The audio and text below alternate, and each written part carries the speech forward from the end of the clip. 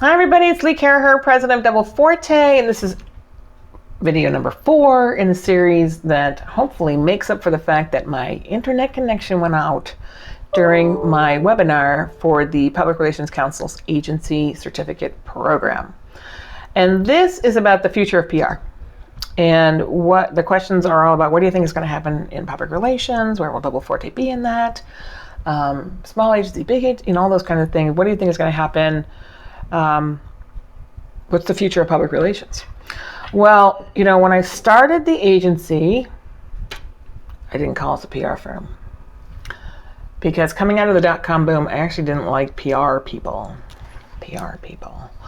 There were a lot of hair tossers and oh my gosh people, and people who skated through the dot-com boom, who we would get calls. That was when I ran a different agency.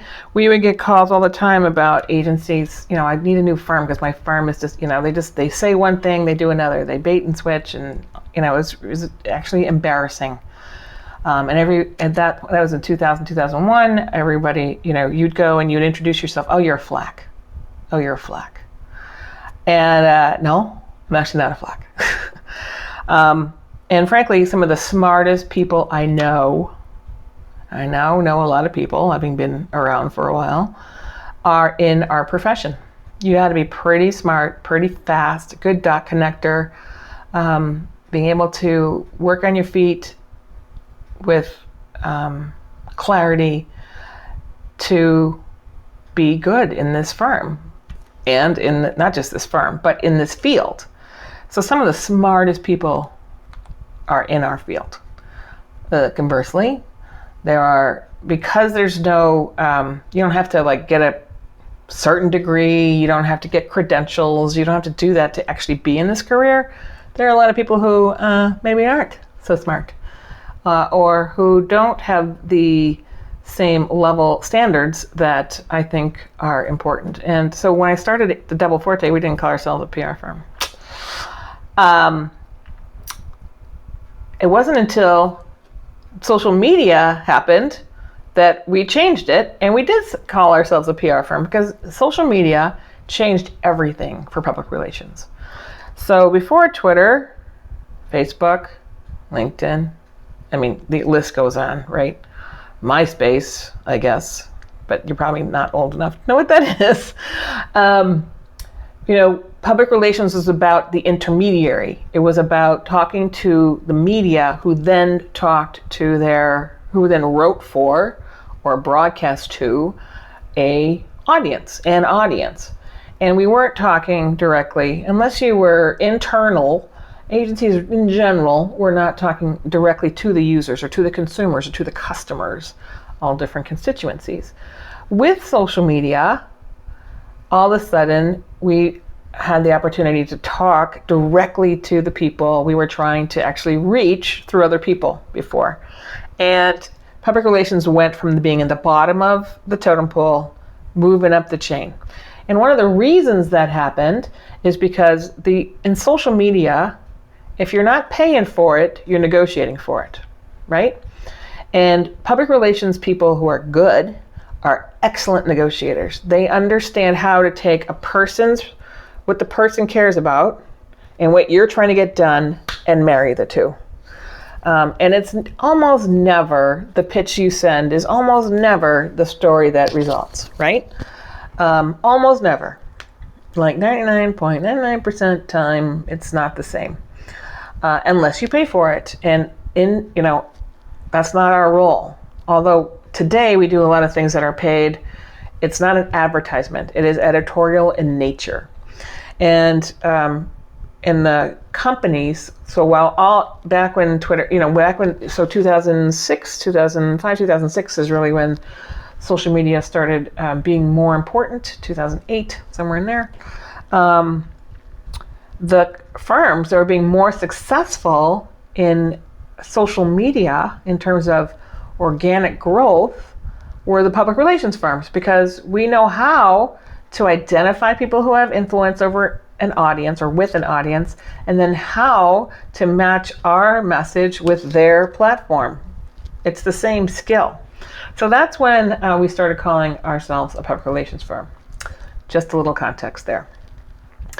Today in 2020, and particularly because of 2020, between COVID and the BLM resurgence, I will call it, and how our culture is really meeting those two moments, public relations has never been more important.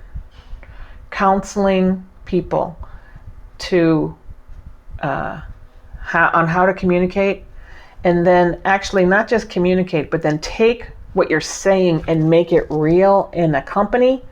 That is most of the function that the leaders in this field are doing, and then bringing it to life, right? Because that's what we do. It's you obfuscation is expensive work. It's expensive work, one, because you have to cover your tracks, and then two, because it'll come out, and then you have to cover them up again, right? So obfuscation is very expensive work that I'm really not interested in, and that's a whole nother discipline. I guess obfuscation is not the discipline, but there are different parts of the public relations universe that deal more with that. And so I think that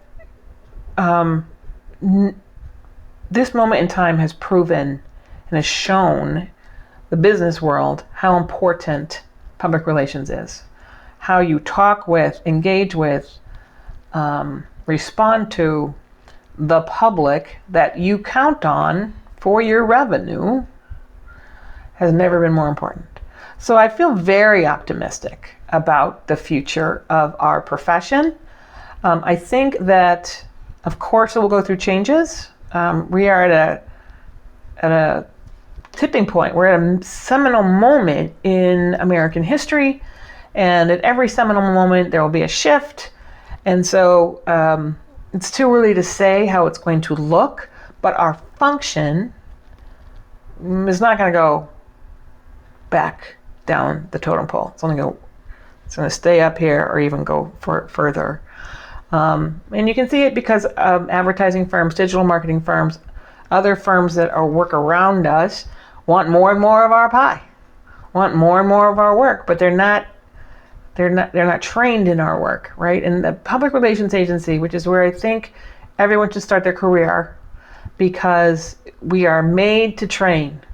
We are incented to make people more valuable, because the more valuable you are, the more we can charge for your time. You'll get much more training in it. I'm sure there's some exceptions to the rule here, but you'll get much more training, much faster in an agency than you will in an in-house position. From the beginning, we're trained to do these things. So very optimistic. I don't know if the model's going to stay the same, but, and for Double Forte, what does that mean? Because somebody asked me that question. Well, we've changed a lot since we started.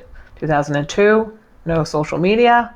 We intentionally did no crisis work, unless it was a client we already had, because crisis doesn't happen at Monday at 10. Crisis happens around Friday, around 4:30 p.m.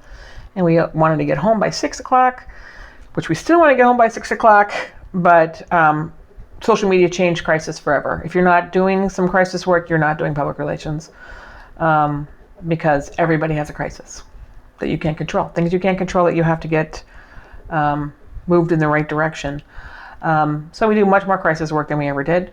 We do probably 30%, 40% of our revenue now is attached to social media, and we do much more content generation than we ever did. And it's editorial, not marketing.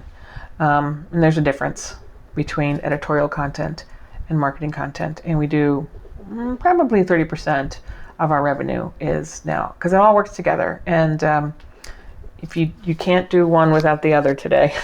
That was media relations, social media, editorial content, and user, customer, consumer engagement.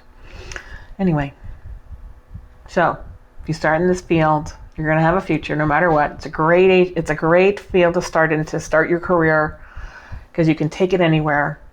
And from an opportunity to stay in public relations, it's only going to get richer in terms of not the money, but in terms of opportunity. That's what I think. All right. I hope that answers your questions.